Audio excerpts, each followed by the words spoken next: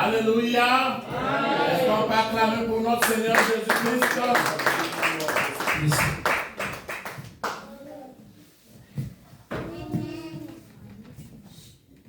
De la chanson à la victoire. De la chanson à la victoire. Les chanteurs, levez les mains, vous qui êtes là. Ceux qui font partie de la chorale. Ah, ok. Que Dieu vous bénisse abondamment. Vous avez très bien chanté. Nous allons voir de la chanson à la victoire. Yes, asseyez-moi. Amen. D'abord, avant de commencer notre thème, je suis dans une grande joie de recevoir de nouveau notre pasteur François Mutima, qui était avec nous ici. Il est parti au pays au Burundi, mais qui ne nous avait jamais abandonnés. On était toutefois en contact dans la prière avec lui. On se soutenait jusqu'à ce que Dieu l'a ramené ici pour un temps. Nous acceptons tous les salutations qui viennent de l'église de Burundi, là où il est. Et vous allez leur remettre aussi nos salutations dans le nom de Jésus-Christ de Nazareth. Une salutation est très importante pour toi aujourd'hui, spéciale. On acclame notre Seigneur Jésus-Christ. Très ravi de te recevoir dans la maison de l'Éternel, pasteur. Amen. Vous êtes là? De la chanson à la victoire. Nous allons écouter l'histoire du roi Josaphat. En Israël, après la mort du roi Salomon, Israël était divisé en deux. Au nord, il y avait 10 tribus.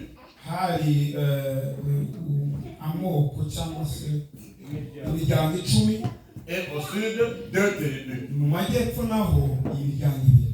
Ce sont ces 2 tribus-là que nous allons voir du sud. C'est l'une des tribus qu'on appelait la tribu, qu'on appelle la tribu de Juda. Il y a eu une succession de rois. Et il y avait un roi qui s'appelait Asa. Après la mort d'Asa, son fils Josaphat est venu au trône. Suivez-moi très bien. Il monte au trône à l'âge de 35 ans. Et il a dirigé pendant 25 ans. La Bible déclare que c'était un roi qui était très bon. Le peuple l'aimait beaucoup. Quand Josaphat est venu au trône, il se comportait comme son père Asa, qui respectait Dieu. Et lui aussi, il est venu sur la même lignée. Il avait détruit les idoles qui se trouvaient en Israël.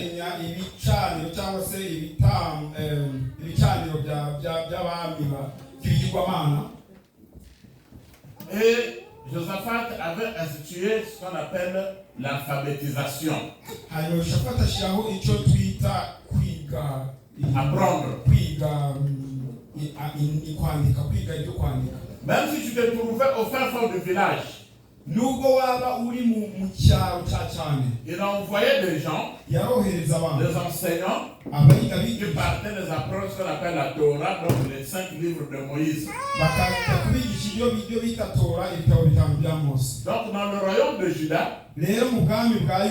tout le monde était cultivé.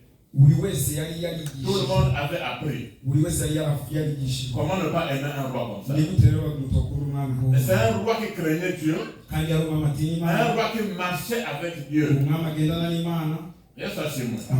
Il est arrivé un moment où trois royaumes se sont levés contre le royaume de Juda. Trois royaumes se sont levés contre la tribu de Juda. Contre le royaume de Juda. Et contre Josaphat. Mais la Bible déclare que autant où Josué et Caleb sont rentrés en Israël, Dieu les avait interdit de ne pas attaquer ces trois royaumes-là. Donc ils devaient contourner les trois royaumes. Et Josué et Caleb et son peuple avaient respecté la parole de Dieu. On ne nous a pas touchés. Mais voilà que des années plus tard, ces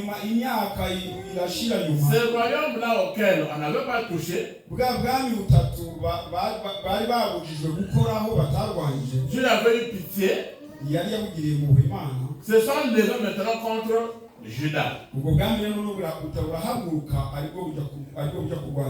trois armées, les militaires, contre Juda.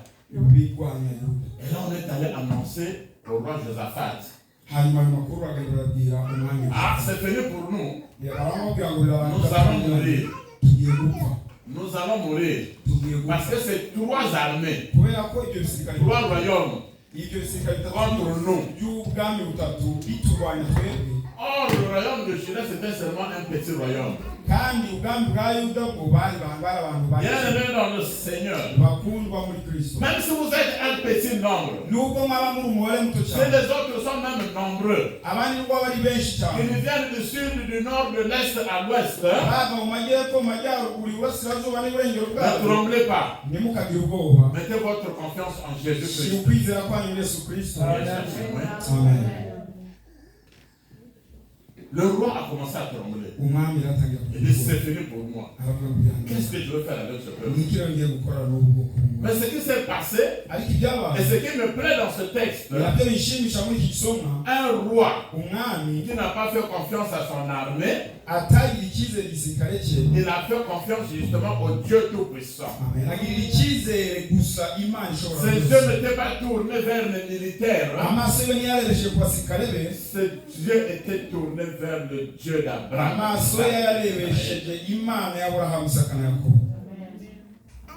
Il va convoquer tout le peuple. La Bible déclare dans tous les coins du royaume, même dans les villages les plus reculés, tellement que ce roi-là était aimé, les gens sont venus de partout. Les gens sont venus de partout. Des mamans qui tenaient leurs enfants même, des papas, des vieillards, des femmes. Tous sont venus vers le roi. Et le roi les a reçus au palais royal. Pour faire quoi? Parce qu'ils se sont dit, on n'a plus rien à faire. S'il faut mourir, je veux mourir avec mon peuple. Yes, voici l'amour. S'il faut mourir, que je meure avec mon peuple. Mais Josaphat n'a pas fait recours aux armes. Il a fait recours à l'Éternel des armées. On appelle l'Éternel des armées. Donc, celui qui commande toutes les armées du monde, c'est l'Éternel.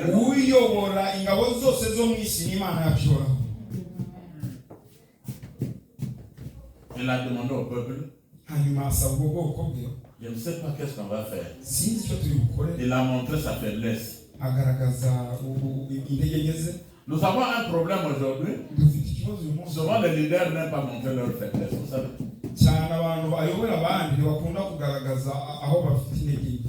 je connais des hommes. Les autres pays, hein. La fille lui dit que tu vas m'acheter une maison. Pardon? La fille lui dit que tu vas m'acheter une maison.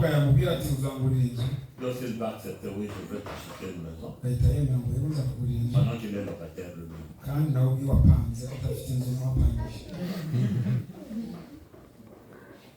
Est-ce que tu veux m'acheter une nouvelle voiture? Au lieu de lui dire que je n'ai pas l'argent, de lui montrer sa faiblesse. C'est une fille qui a parlé, une femme qui a parlé. Je veux t'acheter une voiture. Pendant que lui-même ne roule sur un vélo pédalé.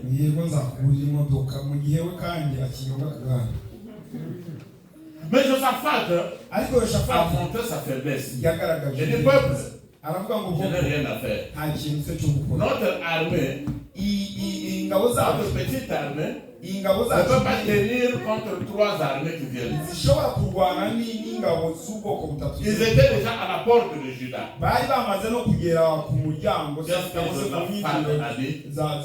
Qu'est-ce qu'il a fait? Il a demandé au peuple de Dieu.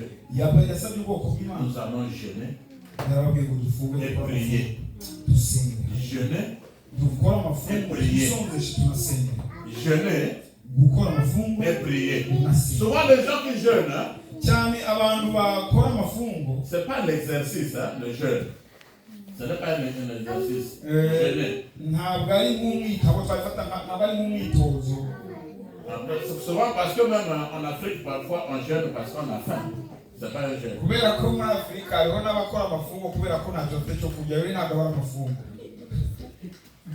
Tu as fait toute la journée, tu n'as pas mangé, tu n'as rien à manger. Et tu dis que les gens profitaient de faire le jeûne.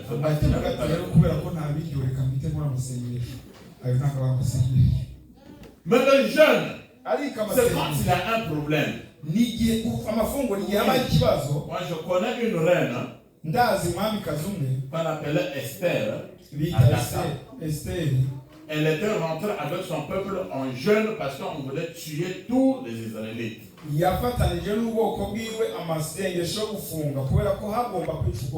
Elle était reine. Elle avait l'argent, il y avait la nourriture. Mais elle a dit nous devons rentrer dans le jeûne. Et après le jeûne, je vais aller vers le roi. S'il faut mourir, je veux mourir. Laisse ça chez moi. À Nénive, quand Dieu a fallu détruire Nénive, le roi de Nénive, il s'est levé, il avait décrété un jeûne. Ce jeûne-là me plaît beaucoup. La Bible déclare que le peuple avait jeûné, les enfants, les vieillards, les jeunes, même les animaux. Maintenant, vous, quand on vous dit on va aller jeûner, il y a jeûne et prière de l'église. On va d'abord manger le pain. Personne ne me voit, mais Dieu te voit, et puis tu viens.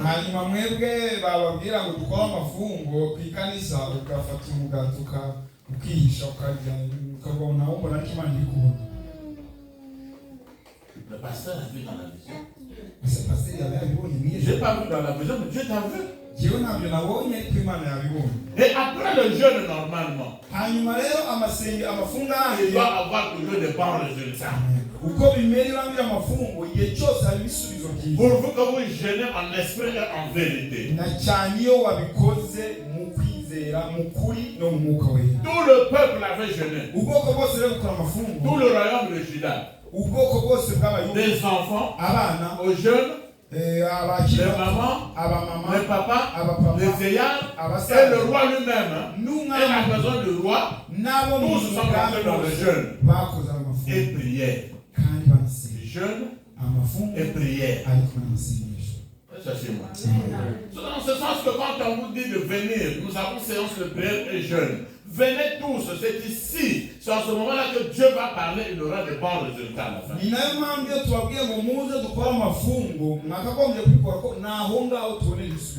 Vous qui me suivez, dans les églises du monde entier, une église là où il n'y a pas de jeûne, une église où il n'y a pas de prière, il faut d'abord vous poser des questions, c'est vraiment une église. Ils ont jeûné. Mais après, l'Esprit de Dieu est descendu.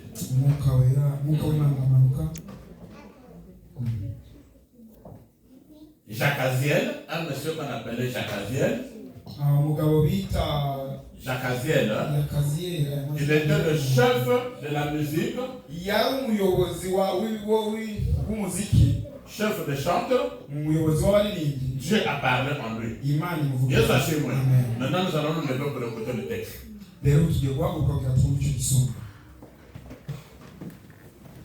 Dieu a parlé en lui. Il n'a pas parlé au pasteur. Il n'a pas parlé au prophète.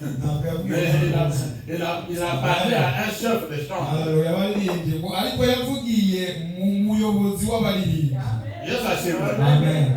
Vous allez comprendre ce que c'est la chanson. Quand vous chantez dans l'église. 2 Chroniques. Chapitre 20. Versets 15 à 24. Je vous ai relaté avant ce qui devait se passer, l'introduction. Maintenant, nous allons passer dans le résumé et la conclusion.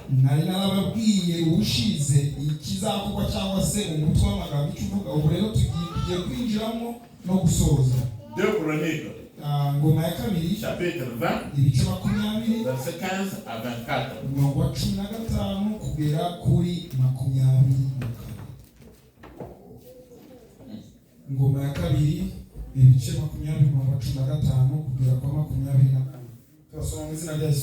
Amen.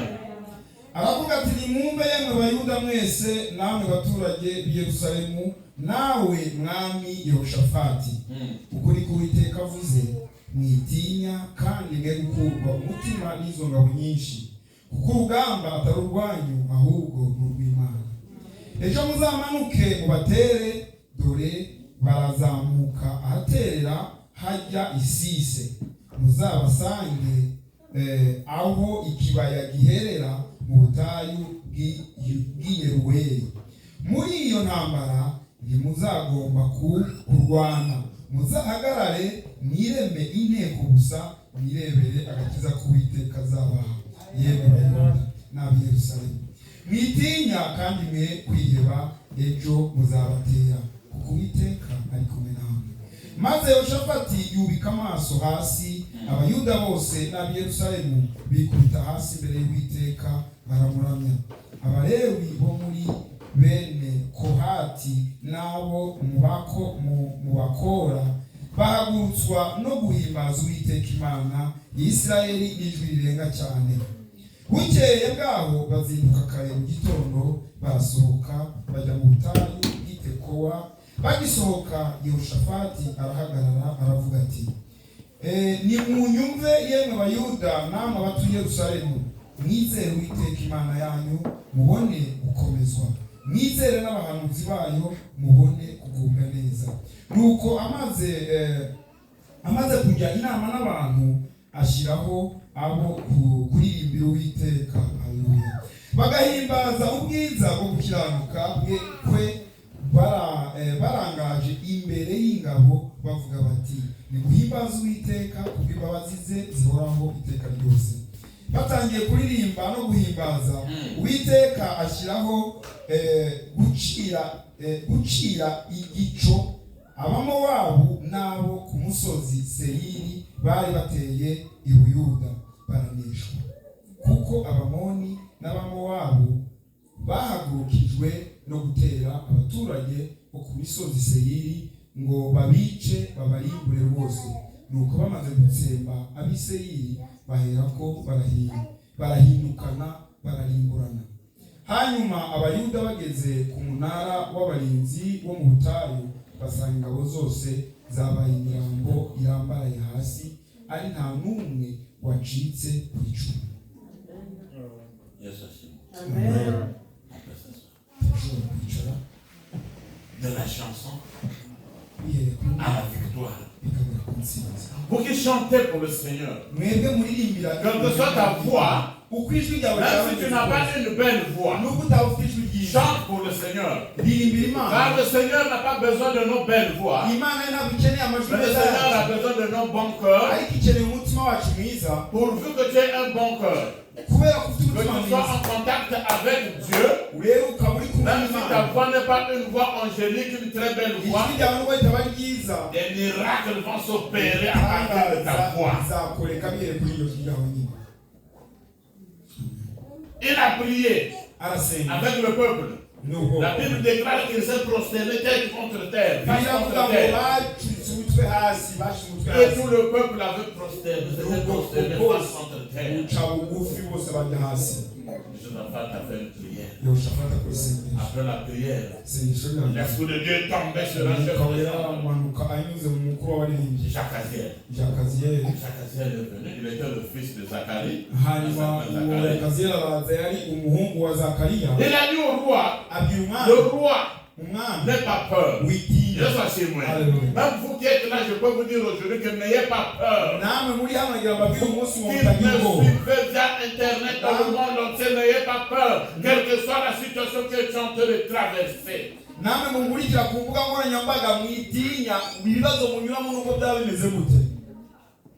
Car la Bible déclare que 1000 tomberont à gauche, 1000 tomberont à droite, et toi tu vas vaincre, tu vas triompher. Alléluia. Jacaziel a dit au roi, avec des précisions, que le Seigneur m'a parlé. Demain. Pas après-demain, demain. Nous allons nous lever. Vous allez marcher. Jusque là où se trouvent les ennemis. Tranquillisez-vous. Vous n'allez pas combattre. Le terrain va combattre pour vous. Est-ce que nous pouvons voir aussi ce qui est écrit dans Exode? C'est un passage que nous connaissons tous. Exode chapitre 14, verset 13 à 14. La même parole a été dite aux enfants d'Israël. Ijambo riri mu kuva ibice 14 umurongo wa 13. Exode chapitre 14 verset 13 à 14. À la tête, Moïse était à la tête des enfants d'Israël. Kuva ibice 14 umurongo wa 13 kugera kwa 14. Mose ngo yarayoboye Abisirayeli.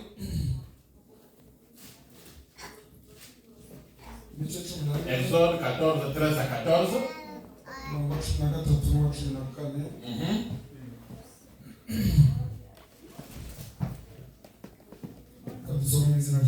Amen. Mose asubiza abantu ati mwitinya mwihagararire gusa mureba agakiza Uwiteka ari bubazanire uyu munsi kuko abanyegiputa mwabonye uyu munsi mutazongera kubabona ukundi Uwiteka ari barwanire namwe mwicecekere. Amen. Restez calme. Soyez tranquille. Jusqu'à ce que l'Éternel va combattre pour vous.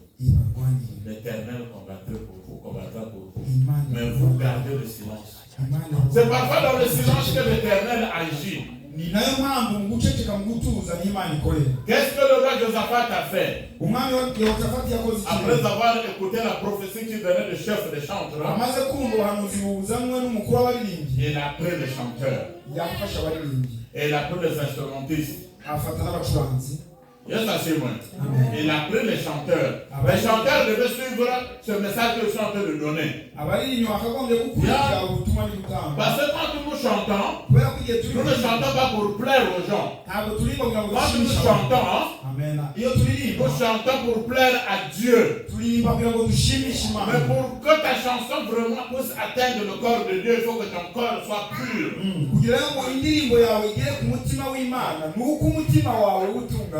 Parce qu'autour de Dieu, il est assis autour de la louange. Il y a des anges qui sont là spécialement autour de Dieu en train de chanter qu'on appelle les séraphins. Maintenant,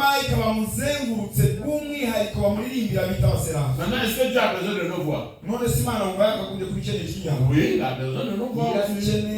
Maintenant, s'il a besoin de nos voix, il faut d'abord purifier nos corps avant de chanter les hymnes de Dieu. Vous savez que la chanson peut guérir une personne. La chanson bénit une personne. Avec la chanson, les maladies peuvent sortir. Avec la chanson, les murs peuvent tomber. Nous avons vu avec Josué. Josué chapitre 6, le verset 20 nous dit quoi? Josué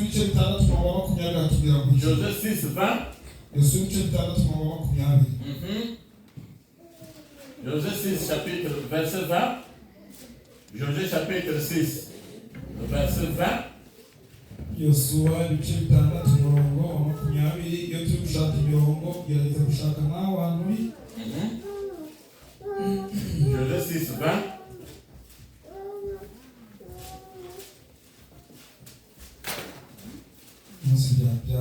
Il s'agit des enfants d'Israël.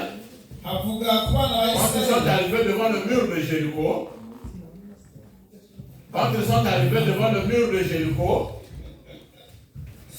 il s'agit des enfants d'Israël.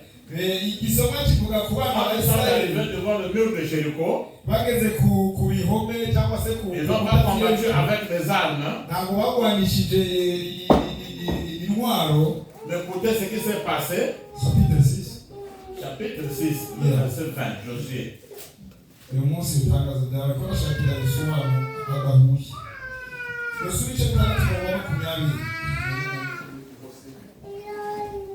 Ibice bitandatu umurongo wa 20 turasoma mu izina rya Yesu Kristo. Abantu baherako barangurura amajwi, abatambyi bakivuza amahembe. Muri ako kanya abantu bumvise amajwi y'amahembe barangurura amajwi, inkike z'amabuye zirahinduka, abantu barazamuka batera umudugudu, umuntu wese imbere ye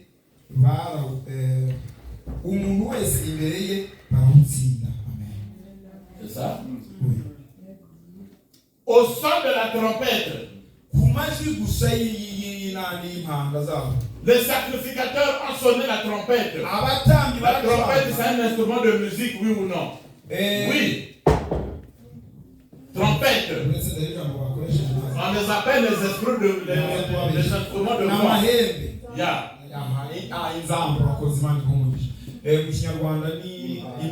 Ils ont soufflé sur le trompette. Le peuple de Dieu a poussé des cris. Donc la musique des trompettes avec les cris du peuple ont fait écraser le mur de Jéricho. Et les enfants des Israël, ce sont des Israélites, ils ont pris donc Jéricho. Ils sont rentrés dans Jéricho à cause de la chanson, à cause de la musique. Nous savons aussi que Saül, qui était le roi, dans 1 Samuel, chapitre 16, le verset 23, 1 Samuel 16, 23. On peut continuer si tu ne vois pas. Ok, 1 Samuel 16, 23. Hanyuma iyo umwuka mubi yavaga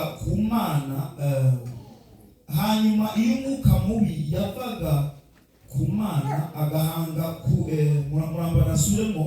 Hanyuma iyo umwuka mubi yavaga ku Mana agahanga kuri Sawuli, Dawudi yendaga inanga ye agacuranga, maze Sawuli akoroherwa agakira, umwuka mubi akamuvaho. C'est un instrument que David jouait. La Bible déclare quand David jouait à l'instrument, les esprits mauvais libéraient Saül. Et Saül était léger, il se sentait à l'aise. Donc la musique peut chasser même les mauvais esprits. Aujourd'hui, on a même intégré la musique même dans les hôpitaux chez les psychiatres. Oui,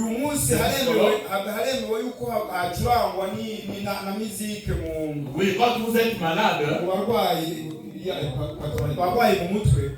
on peut mettre la musique. Vous commencez maintenant à danser. Et cette musique-là commence à vous guérir. Ils ont pris ça dans la Bible. Dans les hôpitaux, ça existe aujourd'hui. Alléluia. La musique. Paul et Silas, dans la prison, Ils étaient enfermés avec les prisonniers. Ils étaient enchaînés. Actes chapitre 16. Du verset 25 à 31. Acte 16, 25 à 31 nous dit ceci.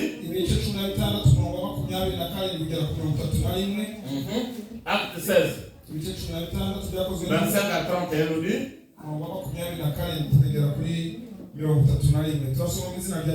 Amen.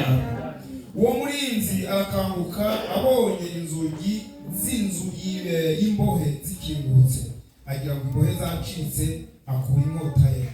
Nuko agiye kwiyahura Pawulo avuga n'ijwi rirenga ati wikwigirira nabi twese turi hano. Aturira itabaza atungukira mu nzu ahinda ubushitsi yikubita imbere ya Pawulo na Sila. Maze arabasohokana arababaza ati batware nkwiriye gukora ne ngo ngire. Baramusubiza bati izere umwami Yesu urakira ubwawe nabo mu rugo rwawe. Et c'était dans la prison. Bari ni bohero. Il n'y avait pas une autre façon de sortir de la prison. Enchaîné avec tous les prisonniers. La Bible déclare que Paul et Silas se sont mis à chanter. Ils ont chanté quoi? Pas les chansons de Ndombolo. Ils ont chanté les hymnes de Dieu. Ils ont chanté les cantiques de Dieu. Même dans le moment de souffrance, mets-toi à chanter. Si tu ne connais pas prier, si tu ne connais pas lire la Bible, si tu ne peux pas prêcher, mais chante au moins. Organisez les chants dans la maison. Passez une semaine même en train de chanter seulement la louange de Dieu.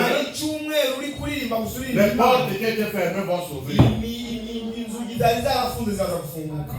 Amen. Ils étaient en train de chanter. Paul et Silas. Vous savez, c'est difficile de chanter, de louer Dieu quand on est dans la difficulté. Quelqu'un qui a faim. Pardon? Quelqu'un qui a faim, il n'a pas mangé depuis le matin jusqu'au soir. Il n'est pas dans le jeûne. Il n'a pas de nourriture. Il n'a pas d'argent. Je vais te dire, chante.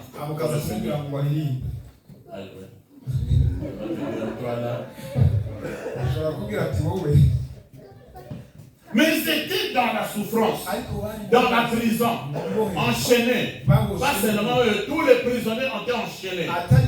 Ils ont commencé à chanter. Ils ont commencé à chanter, à prier dans la prison. Vous savez qu'il y a des gens qui sont dans les prisons aujourd'hui. Dans ces prisons spirituelles. Là où le diable vous a attaché. Là où le diable a attaché toute une famille. Si vous vous mettez dans la chanson, si vous vous mettez à louer Dieu, je prophétise pour toi que les chaînes de cette souffrance se cassent aujourd'hui. Au nom de Jésus-Christ de Nazareth. Au nom de Jésus-Christ de Nazareth. Qu'il y ait des tremblements de terre dans vous êtes. Que les portes qui étaient fermées s'ouvrent au nom de Jésus-Christ. Pendant qu'ils étaient en train de louer, la Bible déclare qu'il y a eu un tremblement de terre. Les chaînes se sont cassées, les portes se sont ouvertes, même les chaînes des prisonniers se sont cassées. Pardon? Même les chaînes qu'on avait attachées les prisonniers se sont cassées. Cela veut dire que quand vous louez bien Dieu, quand vous êtes dans la prière, Dieu vous bénit. Dieu peut bénir même ta famille qui est à distance à beaucoup de kilomètres à cause de ta louange, à cause de la chanson. Même si tu ne connais pas chanter, chante. Peu importe. Même si les gens te moquent de toi, tu as une mauvaise voix. Mais Dieu trouve cette voix-là très bonne parce que ton cœur est bon.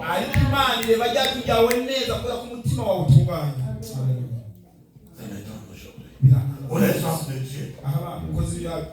Ils sont en train de chanter aujourd'hui pour que le stade soit plein. Il a rempli le stade.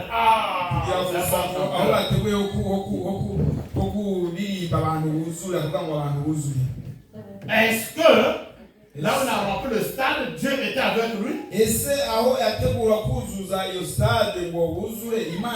Après ce concert, il n'y a pas même quelqu'un qui s'est repenti. Il n'y a pas même eu un miracle. Il n'y a pas quelqu'un qui a été guéri. Parfois, il y a même 11 morts, 13 morts. On dit oui, il a très bien joué. Il y avait 13 morts. On est venu pour mourir ou pour être sauvé.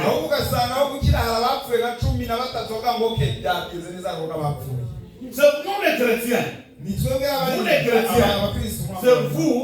Quand il y a un concert de chansons mondaines, vous remplissez les stades. Oui,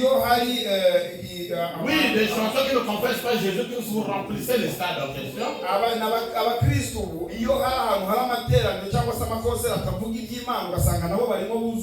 Et quand aussi il y a des chansons chrétiennes, vous quittez le monde, vous allez encore chez les chrétiens, vous remplissez le stade.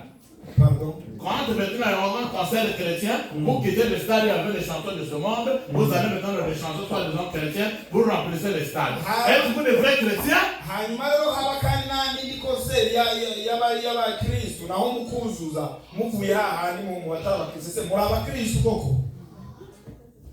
Jésus-Christ n'a pas besoin d'un grand nombre. Jésus-Christ a besoin de nos cœurs. Jésus-Christ a besoin de nos cœurs. Dans la prison, Paul et Silas, les chaînes se sont cassées. Le gardien, celui qui les gardait, était paniqué. Il dit, je suis sûr que tout le monde a fui. Paul et Silas ont dit aux géoliens. Ils ont dit au gardien, calme-toi, nous sommes là. Dieu soit témoin, mais ils ont dit, nous sommes là. C'est-à-dire que le géolier reparle, il n'y a plus de chaînes, les portes sont ouvertes. C'est-à-dire qu'ils étaient libres. Et ce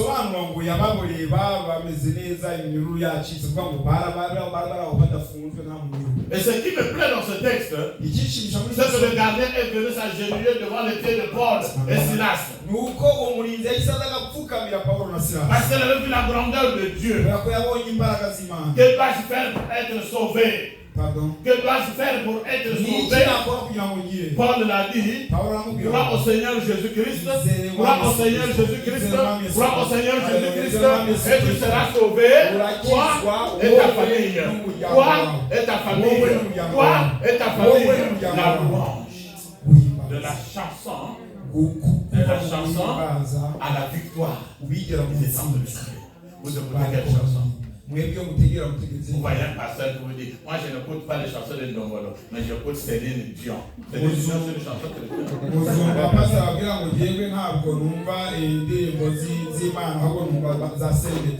Que nous dit Ephésiens chapitre 5, le verset 19? Ephésiens 5, 19. Vous allez souligner cela. Ephésiens 5, 19. Ephésiens 5, 19 nous dit. Ephésiens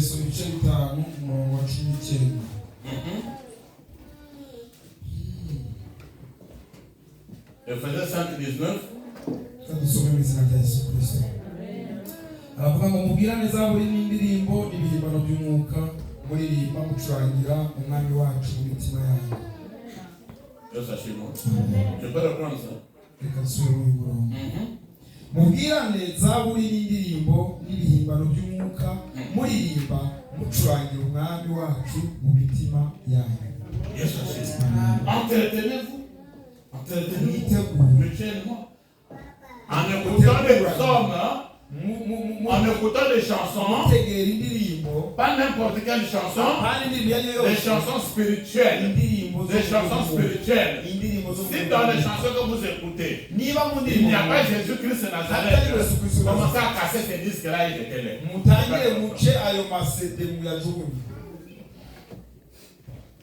Je sais moi.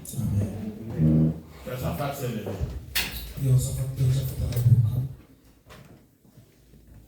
Il dit, les musiciens sont où? Les musiciens sont venus. Ils sont chez moi. Regardez la gravité du problème. C'est une guerre. Mais il prend les chanteurs et les instrumentistes et les met devant. Et les militaires en tenue avec leurs armes derrière. C'est-à-dire que Josaphat n'avait pas confiance à l'armée. Mais Josaphat avait confiance au chef des armées qui est l'Éternel Imana.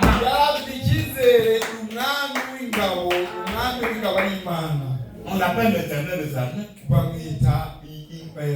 L'Éternel des armées. Les chanteurs passaient devant. Les chantres sont passés. On dit qu'on les a fait porter des tenues ornées. Quand il y a de grandes manifestations, désormais le choral, vous devez vous mettre tous en tenue, uniforme.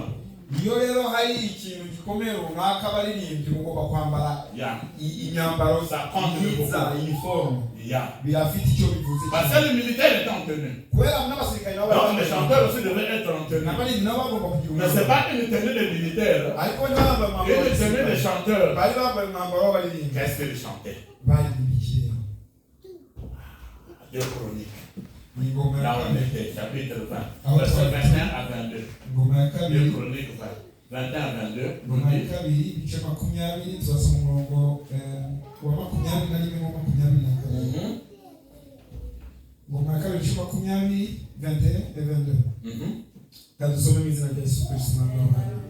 nuko amaze kujya inama n'abantu ashyiraho abakuririmbira Uwiteka bagahimbaza ubwiza bwo gukiranuka bwe burangaje imbere y'ingabo bavuga bati nimuhimbaze Uwiteka kuko imbabazi ze zihoraho iteka ryose.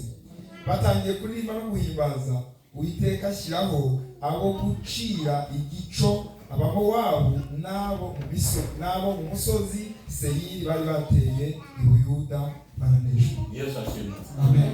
Quelle est la chanson qui chante? Une seule phrase.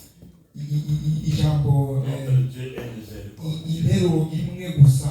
Imana yacu. En français c'est bien écrit la ni imbabazi. En français, qui veut dire ça? Ngo mu Gifaransa rero hadusomera uwahabonye hadusomere. Imana yacu ni Imana y'imbabazi. C'est une chanson courte. Chronique, deux Chroniques chapitre 20, le verset 21 à 22.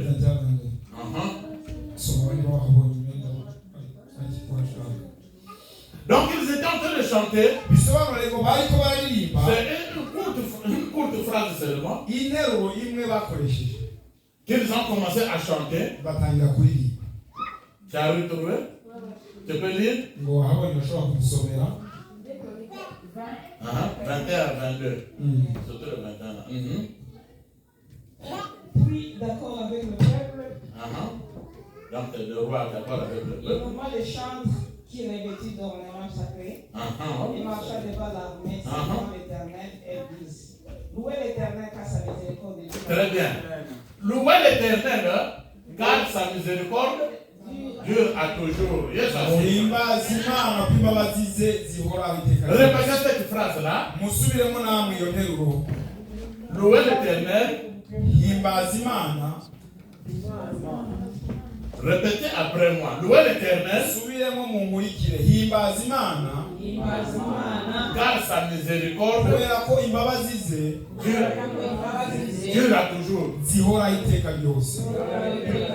Est-ce qu'on peut voir clamer le Seigneur? Une seule chanson, une courte phrase. Ils ont commencé à jouer. Ils ont commencé à marcher vers trois armées. Vers trois royaumes. Dieu, notre Père, c'est un Dieu de précision. Il nous avait dit. Quand vous arriverez là-bas, vous n'allez pas tirer même un seul coup. C'est ce Dieu-là que nous prions. Vous allez seulement regarder et il y aura seulement des tombées. Qu'est-ce qui s'est passé? Josaphat a mis les chantres devant, les militaires derrière, ils ont commencé à marcher. C'est-à-dire qu'on pouvait les tuer tous. On pouvait les tuer tous. Mais quand ils sont partis, ils avaient confiance à la parole de Dieu. C'est là où Josaphat dit, dans 2 Chroniques 20-20, que les gens racontent souvent, 2 Chroniques 20-20. Allons-y. Oui. Confiez-vous à l'Éternel ingoma ya kabiri ibice 20 umurongo wa 20. 2 Chroniques chapitre 20 verset 20. Là on était, le verset 20. C'est une référence que beaucoup de pasteurs aiment parler des évangélistes. Le problème vient de là. 2 Chroniques 20 verset 20. Je regardais le commencement, c'était pas, mais j'ai vu que c'est correcté après. Bukeye bwaho bazinduka kare mu gitondo barasohoka bajya mu butayu bw'Itekowa. Bagisohoka Yehoshafati arahagarara aravuga ati nimunyumve abayuda n'aba batuye Yerusalemu, mwizere Imana yanyu mubone gukomezwa, mwizere n'abahanuzi bayo mubone kugubwa neza. Est-ce qu'on peut dire amen? Est-ce qu'on peut dire amen? Il y a on fait voir l'Éternel. Mwizere Imana. Serez sanctifiés. Je vous donne la force. Confiez-vous aux serviteurs de Dieu, aux prophètes, et vous réussirez. Bien sûr. Donc, Josaphat n'a pas dit confiez-vous à moi, le roi. Non. Il n'a pas dit confiez-vous à l'armée. Non. Mais il demande de se confier à l'Éternel. Je voudrais qu'en écoutant cette parole, que tes yeux ne soient plus tournés vers le pasteur, ni vers un frère, une soeur, que tes yeux, tes regards soient tournés vers le ciel, là où il y a une main qui doit te répondre positivement. Alléluia. Ndashaka kugira ngo mukumbi ijambo rikumbi ijambo amaso yawe yarebesha pastor cyangwa undi muntu amaso yawe yarebesha Imana ari yo mwami w'abantu. Amen. Et confiez-vous aux prophètes. Aujourd'hui quand tu dis je suis pasteur, uyu munsi uvuze ngo pastor, c'est des escrocs. C'est les bandits. C'est de n'importe quoi les pasteurs d'aujourd'hui là. Si vous prenez l'argent, il y a ce qu'on appelle le bon argent, le bon monnaie, et les gens de mauvaise cœur, de mauvais foi, de mauvaise foi ou de mauvais cœur ont fait ce qu'on appelle une fausse monnaie. Ceux qui ont de mauvais cœur, voilà. Et dans la vie, il y a toujours le vrai et le faux. S'il y a des faux pasteurs, il y a des vrais pasteurs.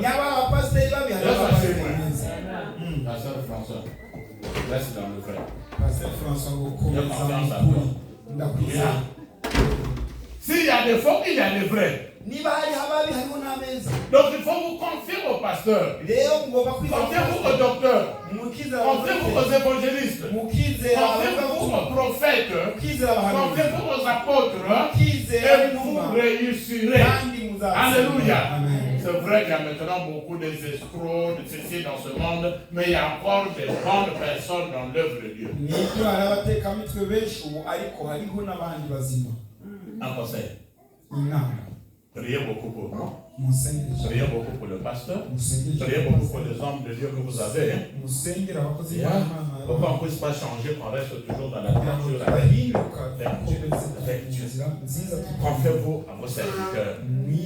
Parce que le serviteur de Dieu, il rend compte à Dieu tous les jours. Les hommes de Dieu, on va leur demander le compte.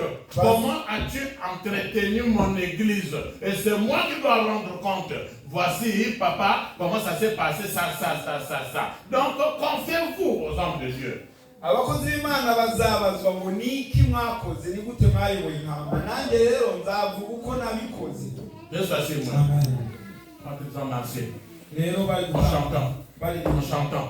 Mais normalement, quand ils chantaient comme ça, c'était vraiment s'exposer.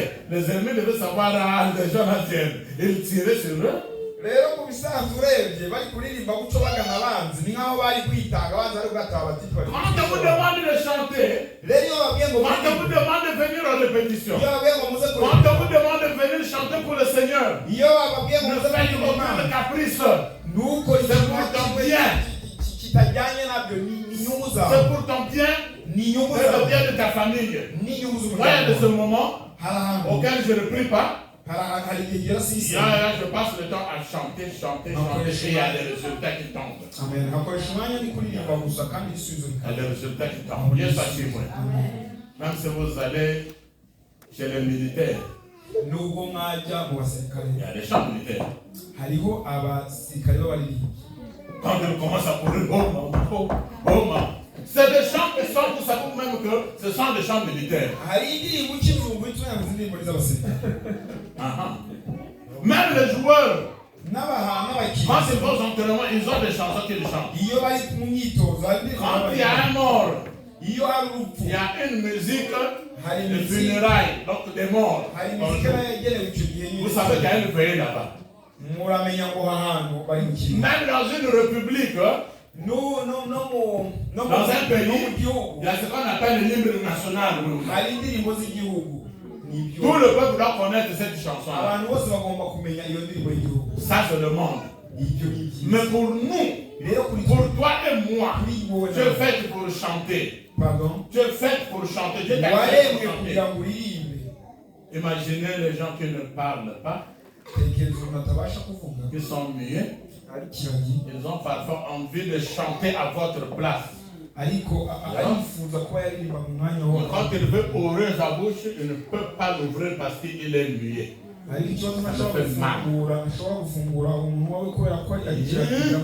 Maintenant, toi qu'on a donné une voix, toi qu'on a ouvert la gorge, pourquoi ne peux pas tu chanter pour notre Seigneur? Pourquoi on doit te dorloter? Surtout quand la personne est instrumentiste, il faut aller l'adorer, là il est tout gonflé, là il pense qu'il n'y a que lui qui peut jouer.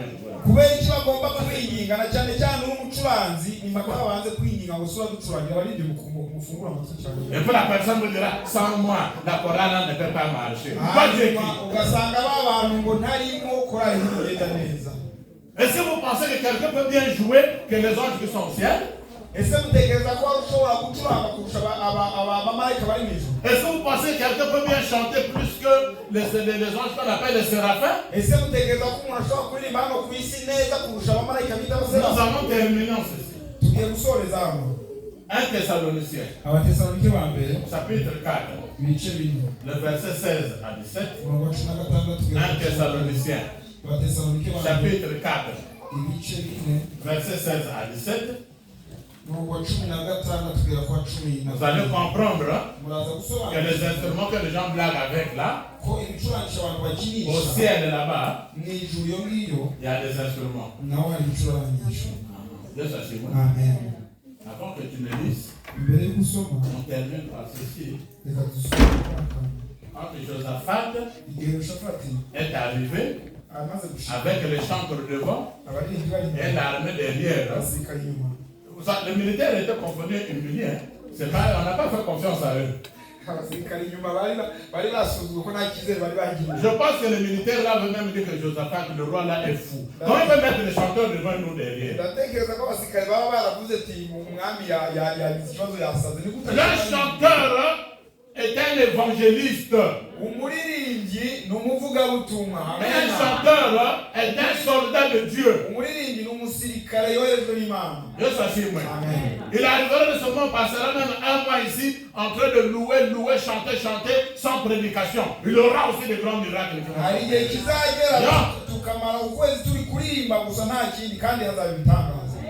Parce qu'au ciel, on n'aura pas besoin de prédication. Au ciel, il n'y a pas de Bible. Au ciel, on n'aura pas besoin de pasteurs. Au ciel, on n'aura pas besoin des évangélistes. Mais au ciel, on aura besoin de chanteurs. La chanson qui commence ici va continuer jusqu'au ciel. Va continuer jusqu'au ciel. Va continuer jusqu'au ciel. C'est parce qu'on devait dire Amen. Amen. Quand ils sont arrivés en chantant sur la montagne, ils ont regardé, il n'y avait aucune personne. Tous étaient morts. Vous savez ce qui s'est passé? Suivez-moi très bien. C'est-à-dire que lorsque les chanteurs chantaient, quand ils chantaient, dans le camp adverse, dans leur camp, les trois royaumes, ils devaient venir attaquer Juda. Ils ont commencé à s'entretuer entre eux. c'est Dieu qui a mis la confusion. Yes, c'est moi. Que Dieu mette dans tes ennemis la confusion aujourd'hui. Peu importe. Eux nous avaient contourné, ils nous avaient pas touché les trois royaumes. Il arrive de ce moment comme ça. Il arrive de ce moment comme ça. Les gens que vous avez aidés, demain se retrouvent contre vous. Ils ont laissé la vie sauve à ces trois royaumes. Voilà qu'ils se retournent pour venir les attaquer. Dieu s'assure moi. Vous êtes arrivé parfois qu'il y a des gens auxquels vous avez aidé dans votre vie qui se retournent contre vous aujourd'hui. Restez calme. La vengeance vient de Dieu. Ils se sont tués entre eux. Ils ont tué les autres. La Bible déclare qu'il n'y avait aucun survivant. Aucun survivant. Tous étaient morts. Yes, c'est moi. Je prie pour toi aujourd'hui. Après ces louanges, après la louange, après la chanson, après avoir écouté cette parole, va louer Dieu en chantant même toute cette nuit dans ta maison.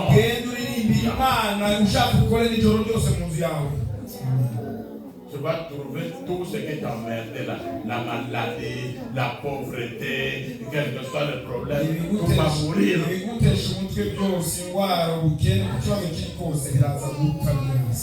Les enfants de Judas sont venus, ils ont vu, il n'y avait que des morts, aucun survivant.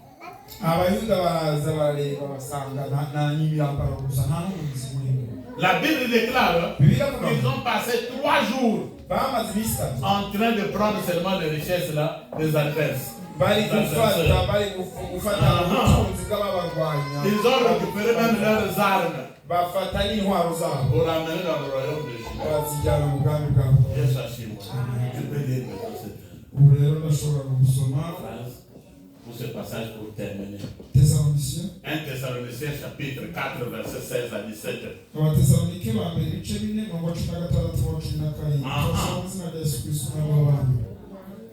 aravuga ngo kuko umwami ugazaza amanutse ava mu ijuru aranguruye ijwi rirenga hamwe n'ijwi ry'amarayika ukomeye n'impanda y'Imana nuko abapfiriye muri Kristo nibo bazabanza kuzuka maze natwe bazaba bakiriho basigaye duhereko tujyananwe nabo tuzamurwe mu bicu gusanganira umwami mu kirere nuko rero tuzabana n'umwami iteka ryose Amen. Dieu lui-même, on n'a pas d'une autre personne. Dieu lui-même donnera un signal. Au son de la trompette, l'instrument toujours, les morts en Jésus-Christ. On n'a pas dit au son des armes.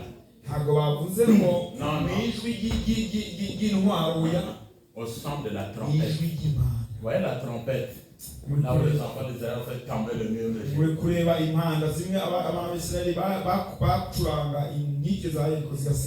La trompette qui vient d'où? Du ciel. On dit qu'au son de la trompette venant de Dieu, donc Dieu a des instrumentistes qui sont 1000 fois, 1 million de fois comme nous. Ils nous dépassent. Il a des instrumentistes qui jouent là-bas, des trompettes.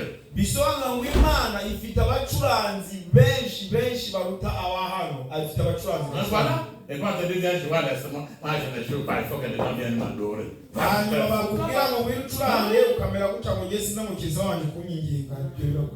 Et ça c'est moi. Je ne viens pas jouer, moi je peux jouer même l'instrument avec ma bouche. Parfois vous chantez en acapella, ça marche. Et ça c'est moi. Voilà. Le son de la trompette. Donc il y a des anges qui vont jouer la trompette. Un instrument de musique. Et les morts vont ressusciter Et nous aussi, nous allons monter pour croiser Jésus-Christ dans les airs. Est-ce que je peux dire que Dieu vous bénisse?